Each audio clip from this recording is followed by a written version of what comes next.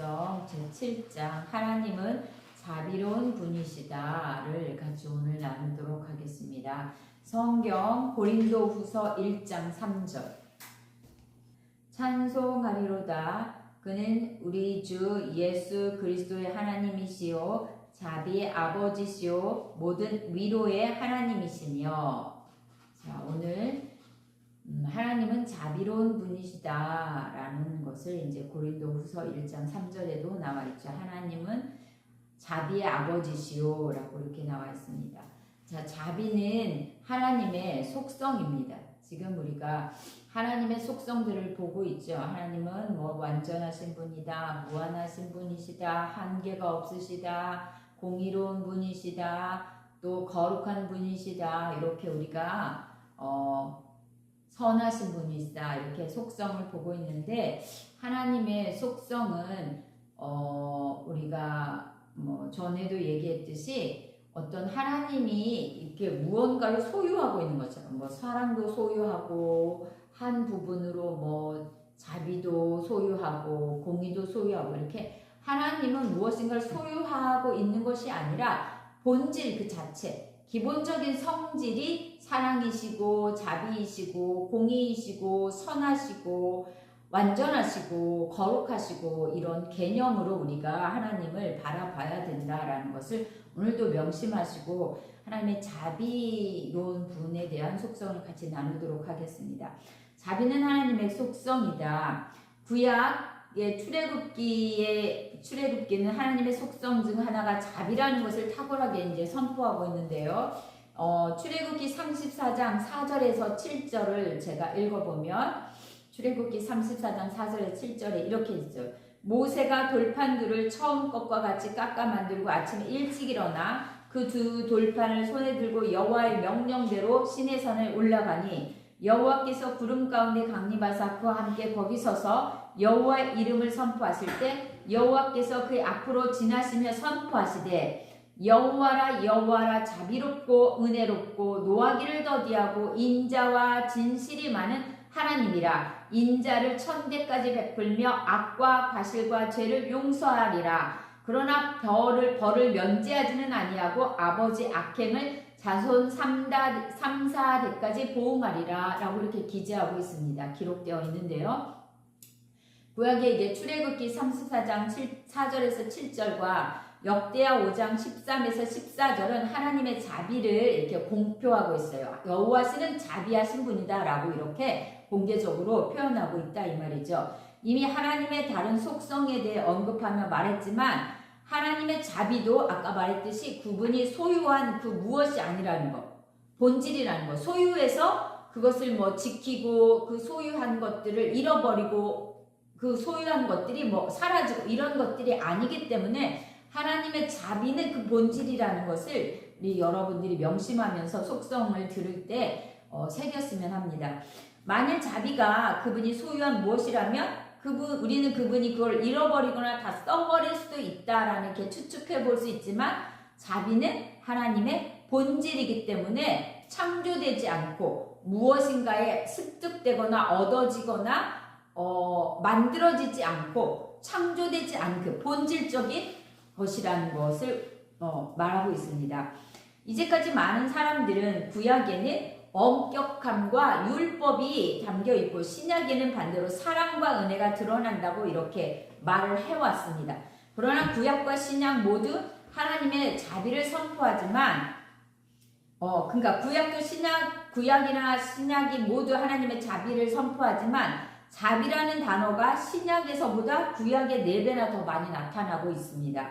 믿기 힘든 얘기지만 사실입니다. 이 얘기는 구약의 하나님과, 그러니까 구약은 엄격하고 하나님의 율법에 따라서 심판하고 징계하고 벌하시는 이런 것들이 있기 때문에 하나님의 자비하심과 은혜와 이 사랑이 구약에는 좀 없었나라고 볼 수 있지만, 실질적으로 구약의 자비가 신약에 보다 더 많이 언급되고 있다라는 것이죠. 구약의 하나님과 신약의 하나님은 다르게 보는 것은 잘못인데, 구약의 하나님과 신약의 하나님은 동일하게 하나의 하나님이시기 때문입니다.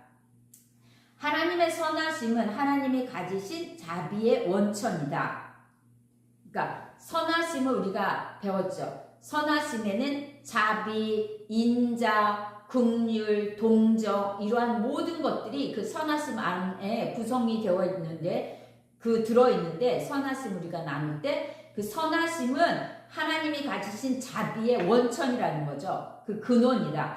하나님의 무한한 선하심을 가르치는 교훈은 성경의 도처에서 발견되는데 선하심은 하나님이 창조하신 피조물의 행복을 원하는 속성이고 피조물에게 복을 주지 않고는 견딜 수 없는 속성이시다. 그 선하심을 우리가 나눴던 것들을 한번 다시 들어본다면 유익하겠죠. 자, 아더 핑크는 하나님의 자비와 은혜의 차이점을 이렇게 표현하고 있습니다.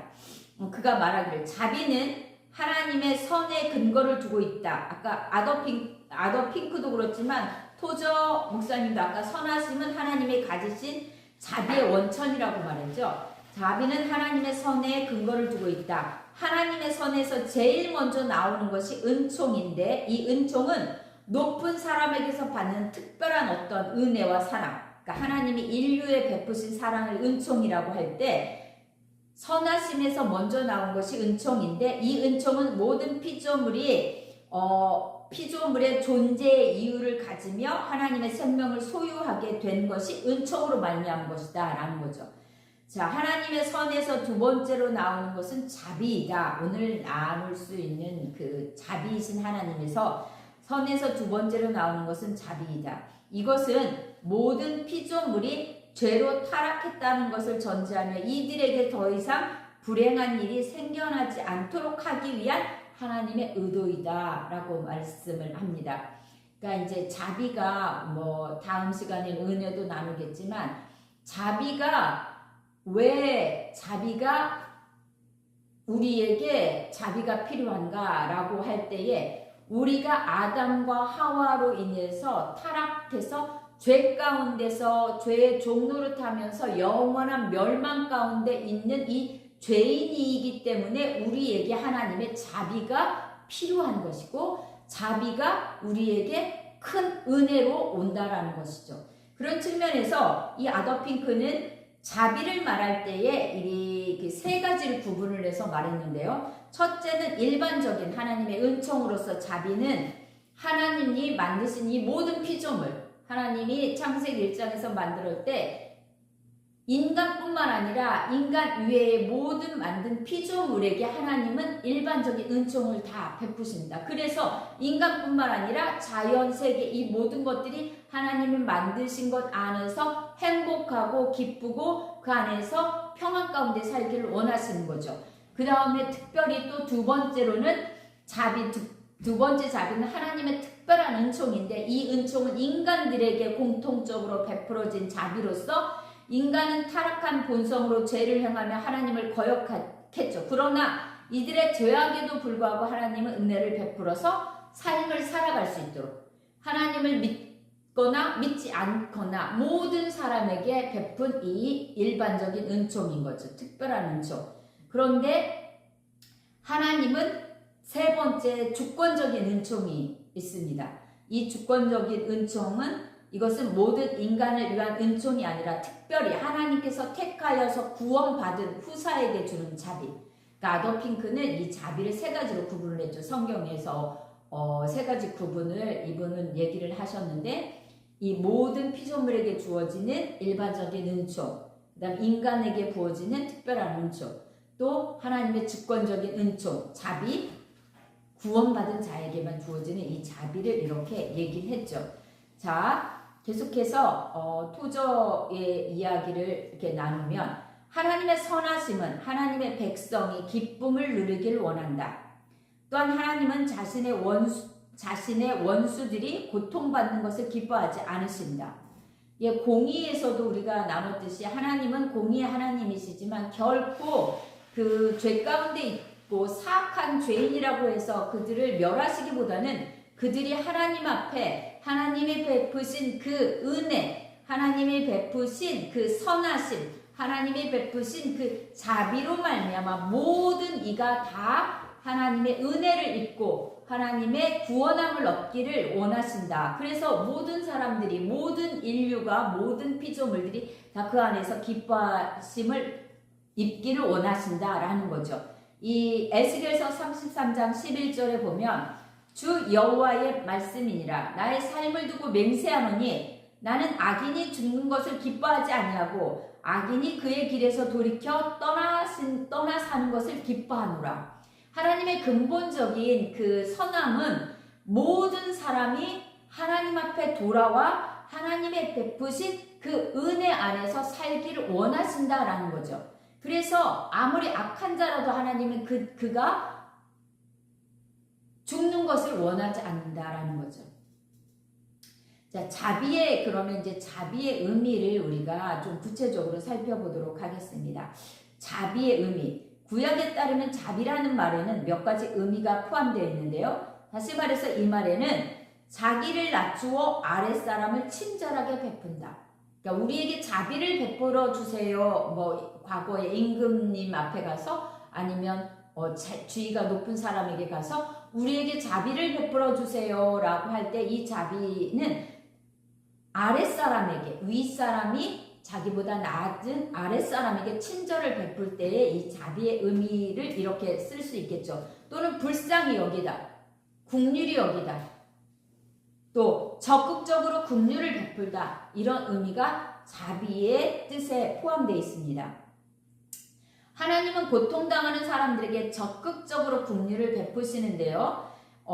이 이야기를 출애굽기 2장 23절에서 25절을 통해서 하나님이 어떻게 적극적인 그 긍휼을 베푸시는지를 한번 이렇게 살펴보도록 하겠습니다. 출애굽기 2장 23에서 25절을 보면 여러 해 후에 애굽 왕은 죽었고, 그러니까 이스라엘 백성이 요셉의 그 애굽 총리 때 야곱과 모든 식구들이 고센 땅에서 살았죠. 그러다가 그 왕이 죽고 여러 해가 지난 후를 말하는 거죠. 여러 해 후에 외국 왕은 죽었고 이스라엘 자손은 고된 노동으로 말미암아 탄식하며 부르짖으니 그 고된 노동으로 말미암아 부르짖는 소리가 하나님께 상달된지라. 하나님이 그들의 소리를 들으시고 아브라함과 이삭과 야곱에게 세운 그 언약을 기억하사 하나님이 이스라엘 자손을 돌보셨고 하나님이 그들을 기억하셨더라. 이 말씀에서 하나님이 어떻게 이스라엘 백성에게 자비를 베푸시는가, 그 자비가 적극적으로 그들에게 긍휼을 베푸셨는데 어떻게 하셨는지를 이렇게 더 세부적으로 살펴보면 이 구절은 출애굽기 2장의 마지막 부분인데요. 출애굽기 3장은 불타는 떨기나무에 대한 기사로 시작하여 모세가 애굽으로 가서 이스라엘 민족을 구하라는 사명을 받는 기사로 이어집니다. 이렇게 하나님은 이스라엘의 어떠한 부분을 듣고서 그들을 구원하기 위해 모세라는 사람을 세우심으로 그들을 그 고통으로부터 구원하기 위해서 반응을 하신 거죠. 하나님께서 이스라엘 민족에게 적극적으로 긍휼을 베푸실 때 그분은 네 가지를 행하셨습니다. 아까 출애굽기 2장 23절에서 25절 보면 즉 그분은 그들의 신음소리를 들으셨습니다. 이스라엘 백성이 고된 노동으로 인해서 힘들어하는 그들의 신음소리를 들으셨죠. 그리고 그들의 언약을 기억하셨습니다. 아브라함, 이삭, 야곱과 맺었던 그 언약을 기억하셨습니다. 그리고 그들의 고통을 내려다보며 동정하셨습니다. 동정, 불쌍히 여기고 가엾게 여기셨죠. 또 그들을 구하기 위해 즉시 내려오셨다라고 말씀하십니다. 이와 똑같은 일이 신약에도 기록되어 있는데요. 바로 우리 주 예수님에 대한 기록입니다. 예수님은 큰 무리를 보시고 그 목자 없는 양 같음을 인하여 불쌍히 여기사, 이게 오병이어의 5,000명을 그 들판에서 하나님의 말씀을 가르침으로써 그 5,000명이나 되는 사람이 이제 해가 저물어서 돌아가야 될 그것을 보고 불쌍히 여기면서 하는 말이죠. 그 큰 무리를 보시고 목자 없는 양 같음을 인하여 불쌍히 여기사, 그러면서 제자들에게 뭐라고 해요? 너희가 먹을 것을 주라. 왜? 그것을 먹지 못하고 가다가 큰 일을 당할 수도 있기 때문에 그들을 불쌍히 여기셔서 너희가 먹을 것을 주라 라고 이렇게 말씀하셨죠. 이는 예수님도 그 무리를 보고 적극적으로 긍휼히 여기셨던 행동인 거죠. 그런데 우리도 이런 행동을 할 때가 있습니다. 그런데 이 토저 목사님은 간략하게 그 예화를 이렇게 들어요. 우리도 국률의 감정을 품어요. 그런데 그 국률을 베푸는 행동을 하느냐라는 것들을 이렇게 말하죠. 우리가 어느 순간 저기 TV를 보면은 우크라이나의 굿네이버스나 기아 대책이라던가 여러 가지 그 홍보 영상들을 보면 굶주리고 헐벗고 이런 영상들을 보죠. 그러면 우리가 이렇게 보다가 불쌍하다. 저런 애들을 돕고 싶다. 라고 하죠. 근데 그 영상이 지나고 다른 채널을 돌리면 드라마를 보든 스포츠를 보든 하든 그걸 잊어버려요. 그러니까 우리는 마음은 갖는데 그 불쌍히 여기는 행동들은 하지 않는다라는 거죠. 그런데 그거와 다르게 하나님은 불쌍히 여기면 그들을 향한 적극적인 행동을 친히 하신다라는 것을 우리가 오늘 이 시간에 깨달았으면, 배웠으면, 우리가 믿고 섬기는 하나님은 우리의 신음 소리를 듣고 그냥 지나치지 않는다라는 거죠. 우리처럼 불쌍하다, 쟤 불쌍하구나, 저 집사 불쌍하구나, 딱하구나 하고 지나가지 않는다라는 거죠. 적극적으로 그들을 불쌍히 여겨 돕기 위한 하나님의 행동을 취하신다라는 것을 우리가 성경을 통해서 또 오늘 말씀을 통해서 여러분들이 그 하나님을 통해 위로 받으시고 소망 받으시고 그 하나님을 적극적으로 구하며 나아가는 여러분이 되기를 바랍니다. 우리는 하나님의 자비에 대해서 이렇게 지금 적극적으로 긍휼을 베푸시는 하나님의 자비에 대해서 배우는데요. 하나님의 자비에 대해 그 시작이 없었다는 사실을 알아야 돼요. 우리 사람들은 어떤 것을 보고 마음이 동하면서 불쌍히 여겨야지 어떤 시발점이 있죠. 동기가 있죠. 그런데 하나님은 본질적으로 자비하시기 때문에 어떤 계기로 자비가 생기고 불쌍히 여기고 긍휼히 여기고 그들을 가엾게 여기는 것이 아니라 본질적으로 하나님은 자비하심이 하나님의 본질이라는 것을 우리가 기억했으면 좋겠습니다. 자, 그리스도의 그 하나님의 자비에 대해서 우리가 논하지 않을 수 없는 것이 그리스도의 십자가를 예를 들어 보도록 하겠습니다. 그분의 예수님이 십자가에 돌아가셨을 때에 하나님의 자비가 더 늘어나는 것이 아닙니다. 그러니까 예수가 오기 전에 하나님이 자비가 양을 따지면 요만큼이었는데 예수를 통해서 십자가에 그 죽으심으로써 우리를 불쌍히 여기는 자비가 늘어났다, 이런 것이 아니라는 것이죠.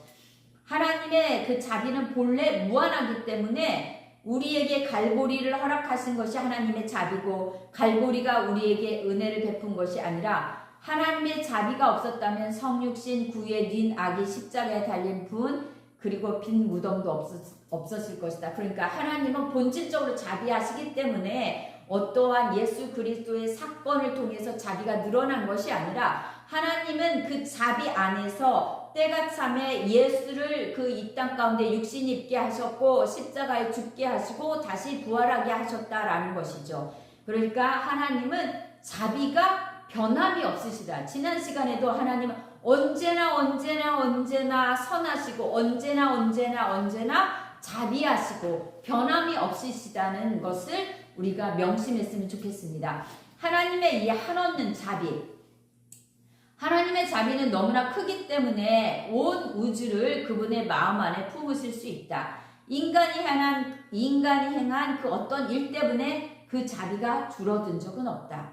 그러나 우리의 인간은 하나님의 베푸시는 자비의 물줄기가 우리에게 흘러오는 것을 틀어 막을 수 있어요. 하나님은 우리에게 불쌍히 여기고 우리에게 은혜를 베푸시려고 하는데 우리는 자유의지를 갖고 있기 때문에 성경에 많은 사례들이 있죠. 이스라엘 백성들이 그렇게 하나님을 늘 하나님의 말씀보다 우상을 섬기면서 하나님의 뜻을 배반하면서 그들이 선택해서 또 자유의지를 가지고 행한 모든 일들이 있죠. 그렇게 하나님이 우리에게 은혜를 부어주려고 한 그 은혜를 우리가 거부하고 그 은혜를 막을 수는 있다라는 거죠. 그러나 우리가 그 물줄기를 틀어 막는다 해도 하나님의 말씀의 능력과 하나님의 자비가 줄어들거나 변질되지는 않는다. 이것을 기억했으면 좋겠습니다. 그리고 우리가 하나 기억해야 될 건 하나님의 속성들은 다른 속성보다 크다고 생각하는 경향이 있죠. 뭐 하나님은 사랑이 크신 것 같고, 어떨 때는 하나님의 징계를 받고 있으면 하나님의 공의가 더 사랑보다 큰 것 같고, 그러나 절대 하나님의 속성들은 어떤 것이 더 크고 어떤 것은 그 밑에 있고 어떤 것은 어떤 것을 주관하고 그렇지 않고, 하나님의 속성들은 서로 어떤 문제를 갖지 않고 그 모든 것들이 조화롭게 그 안에서 이루어진다라는 거죠. 그런데 어떤 경우에는 하나님의 그 가진 속성들이 더 크게 요구될 때가 있다라는 것이죠. 예를 들어 볼까요? 그 강도를 만난 그 사람에게 있어서 사마리아인에게 요구되는 것들은 하나님의 자비였습니다. 그 강도 만나서 그 도상에 있던 그 사람에게 사마리아인에게서 요구되는 것은 그 자신을 불쌍히 여김으로써 은혜를 베풀어 주시기를 원하는 그 자비가 요구된 거죠. 마찬가지로 우리도 하나님 앞에 죄를 지었기 때문에 이 죄로 말미암아 하나님 앞에 나갈 수 없고 영원한 멸망 가운데, 영원한 심판 가운데, 그 사망 가운데 놓일 수밖에 없는 우리의 죄인에게서 있어서 하나님의 속성 중에 있죠. 뭐 완전함, 거룩함, 뭐 여러 가지 있죠. 그런데 그 가운데 우리에게 더 요구되는 것들은 뭐냐면 하나님의 자비하심이라는. 왜? 하나님의 자비가 없으면 우리는 구원함을 받을 수 없기 때문에, 불쌍히 여김을 받아 하나님의 그 예수 그리스도의 보혈로 구원함을 받아 하나님께 나아갈 수 있는 길이 없기 때문에, 그렇기 때문에 우리에게는 하나님의 여러 가지 속성 중에 하나님의 자비가 더 요구될 뿐이죠. 그러나 하나님의 자비가 그렇다고 해서 다른 것보다 더 큰 것은 아니라는 거죠. 단지 우리에게 필요한 어떤 이는 하나님의 사랑이 더 필요하게 느껴질 때가 있죠. 그러나 하나님의 사랑이 자비나 공의나 무엇보다도 더 많이 있다라는 것은 아니고, 단지 그 대상에 따라서 하나님의 속성들 중에 더 요구되는 것들이 있다라는 거죠. 특별히 우리가 죄 가운데 있는, 지난 시간에도 뭐 선함이나 계속 연결되는 거지만, 죄로 인해서 하나님 앞에 나아갈 수 없는, 영적으로 죽어 더 이상 하나님과 함께 단절되어서 하나님 앞에 나아갈 수 없는 이 죄인에게 있어서 하나님의 자비는 다른 것보다 더 크게 요구되고 더 우리에게 은혜로 와닿는 것이다 라는 거죠. 이 찰스 핀이라는 사람이 짧은 이렇게 찬송시를 지었는데 이렇게 줬어요. 보좌 둘레의 이 생물들, 그러니까 천사들은 결코 이같이 죄악된 세상을 알지 못했다라는 가사가 있어요. 그러니까 하늘에 있는 천사들은 우리와 같은 죄를 범하지 않았기 때문에 하나님 자비를 주세요, 하나님은 자비하십니다 라는 것보다는 거룩하다. 그리고 뭐라고 말해요? 계시록 16장 7절에 심판하시는 것이 참되고 의로우시다 라고 천사들은, 이 생물들은 하나님 보좌에서 이렇게 하고 있는 거죠. 왜? 그들은 죄를 범하지 않았기 때문에 우리처럼 하나님의 자비가 요구되지 않는 거죠. 하나님의 어떤 속성이 다른 속성보다 크거나 작은 것이 아니라 단지 우리가 공경에 처했을 때 우리가 하나님의 속성을 다른 속성보다 더 필요하게 요구하고 느끼게 된다라는 거죠.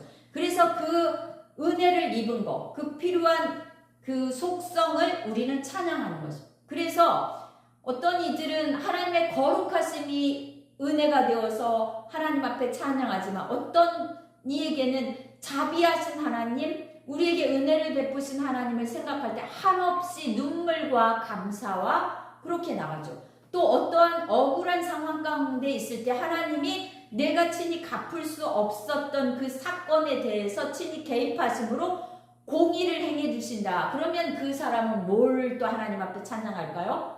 공의로우신 하나님, 악을 면하시고 죄를 벌하시는 그 하나님을 찬양하겠죠. 그 의미라는 거죠. 그러나 하나님의 속성이 그 사람에게 있어 공의가 더 크고 그 다음에 사랑이 자비가 적은 것이 아니라는 것. 이것을 우리가 기억했으면 좋겠습니다. 자, 하나님의 자비의 활동. 하나님의 심판은 그분의 공의가 도덕적 불평과 사악함에 적용되는 거죠. 그러니까 하나님의 심판은 공의로운 하나님은 결코 죄를, 악을 용납할 수 없기 때문에 그거에 대해서 적용되는 거죠. 심판으로. 공의는 눈에 사악함이 들어오면 심판이 임합니다. 그런데 반대로 자비는 하나님의 선하심이 인간의 죄와 고통에 적용됩니다. 왜? 인간의 죄로 말미암아 영원한 고통 가운데 있는 우리에게 하나님의 선하심이 우리에게 자비로 적용되는 거죠. 우리를 불쌍히 여기고 긍휼히 여기고 그런 말미암아 우리의 죄와 고통 가운데서 구원해 주시는 그 측면에서 하나님의 자비가 적용되는 거죠. 자, 그분의 선하심이 인간의 죄와 고통에 적용될 때 그분의 귀에는 연약한 신자의 우는 소리가 들리고 아기의 신음소리가 그분의 마음속에 파고들고 이스라엘의 부르짖음이 그의 보좌에 상달된다. 다시 말하지만 하나님의 선하심이 인간의 죄와 고통에 적용되는 것이 자비이다. 모든 사람이 하나님의 자비의 수혜자입니다. 예레미야 예가 3장 22절에서 여호와의 자비와 긍휼이 무궁하심으로 우리가 진멸되지 아니함이니이다 라고 말하고 있습니다. 그러므로 하나님의 자비가 당신을 불쌍히 여겨 심판을 막지 않았다면 당신은 이미 오래전에 멸망했을 것이라는 것을 기억하시기 바랍니다.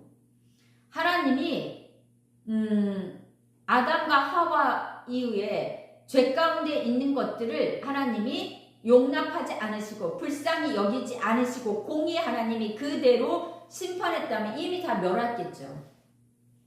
멸했겠죠.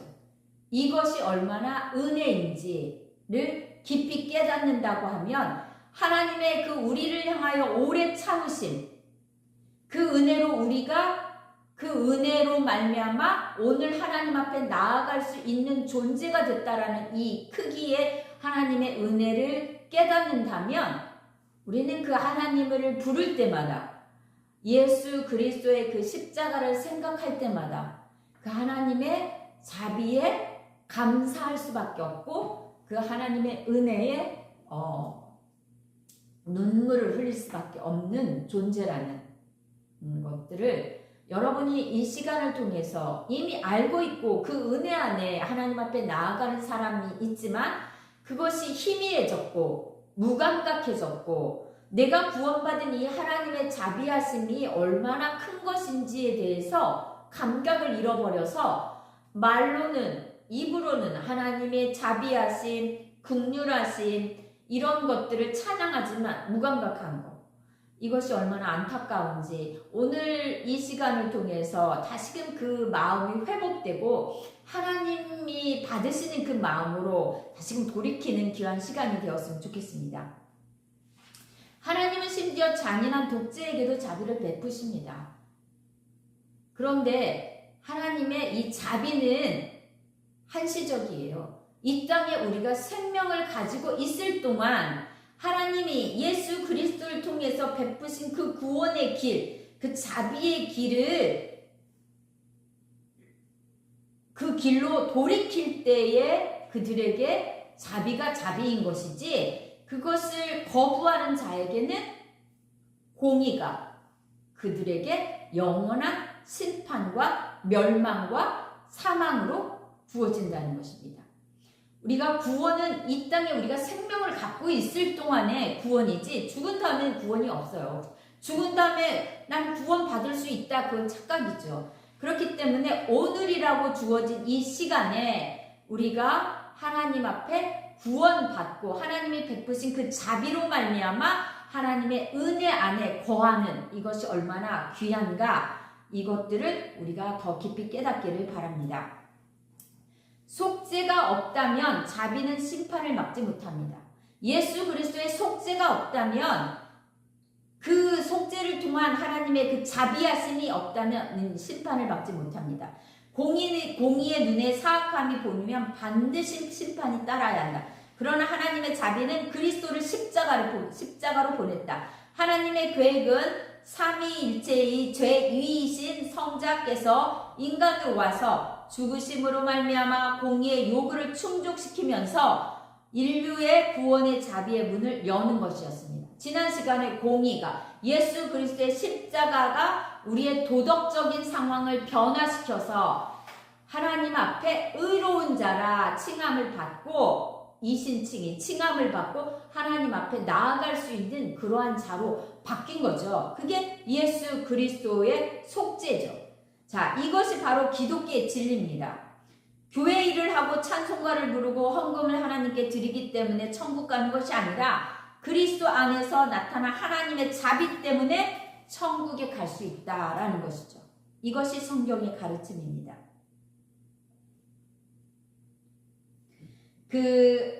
이러한 자비에 대해서 우리가 다 이해할 수는 없어요. 그리스도의 고난도 우리가 다 체험하지도 못했기 때문에 알 수 없어요. 그러나 우리가 성령의 인도함을 받아 하나님의 그 속죄가 우리에게 어떠한 의미인지를 더 깊이 깨닫고 그 은혜를 알면 하나님의 이 자비하심에 대해서 우리는 찬양할 수밖에 없고, 이 자비의 은혜를 입은 자는 또 우리 주위의 다른 사람에게 대해서 자비를 베풀며 살 수밖에 없습니다. 우리가 그리스도께서 우리를 속죄하심으로 제 대값을 치르고 우리가 하나님의 자녀된 그 사랑의 깊이를 안다면, 또 그렇게 우리를 향하여서 오래 참으신 하나님의 사랑을 안다면, 우리는 우리 주위에 있는 우리에게 잠시 마음에 상처를 주고 아픔을 주고 고통을 주는 자에 대해서도 하나님의 오래 참으심과 같이 그들에 대해서 오래 참음으로 그들을 사랑 가운데 대하고 그들을 불쌍히 여기고 긍휼히 여김으로 끝까지 그들을 품고 자비를 베푸는 이것이 하나님께서 원하시는 우리의 삶의 자세요, 하나님의 자녀된 삶의 모습이고, 그것이 궁극적으로 우리가 이 땅에서 살아가야 될 삶의 자세이고 모습입니다. 오늘 이 하나님의 자비하심에 대해서 배웠는데요. 우리는 하나님의 자비가 없이는 하나님 앞에 나아갈 수 없는 존재입니다. 그 하나님의 자비하심이 우리 삶에 어떠한 변화를 주고 어떠한 은혜로 주어졌는지를 다시금 깨닫는 귀한 시간이 되어서 그 하나님의 자비하심을 찬양하고 그 자비의 은혜를 하나님 앞에 감사로 아뢰며 그 자비의 은혜의 깊이를 깨달아서 또 다른 이에게 자비를 베풀며 사는 저와 여러분들이 되었으면 좋겠습니다. 자, 기도하고 마치겠습니다. 사랑과 은혜가 풍성하신 하나님, 하나님은 자비로운 분이십니다. 하나님의 자비가 없었다면 우리는 하나님을 부를 수도 없고, 그 하나님을 아버지라 부를 수도 없고, 또 하나님 앞에 이렇게 나와 예배할 수도 없습니다. 그 하나님이 예수 그리스도를 통해 우리를 구원하시기 위해서 그 하나님의 자비하심을 보여주신 그 놀라운 사랑을 찬양하고, 그 자비하심을 앞에 감사하며 그 자비를 입은 자처럼 우리도 또 다른 이에게 이러한 자비를 베푸는 자로서 살아갈 수 있는 자 되게 도와주시옵소서. 오늘도 함께 하신 하나님 앞에 감사드리옵고, 이 모든 말씀 우리 주 예수 그리스도의 이름으로 기도드렸습니다.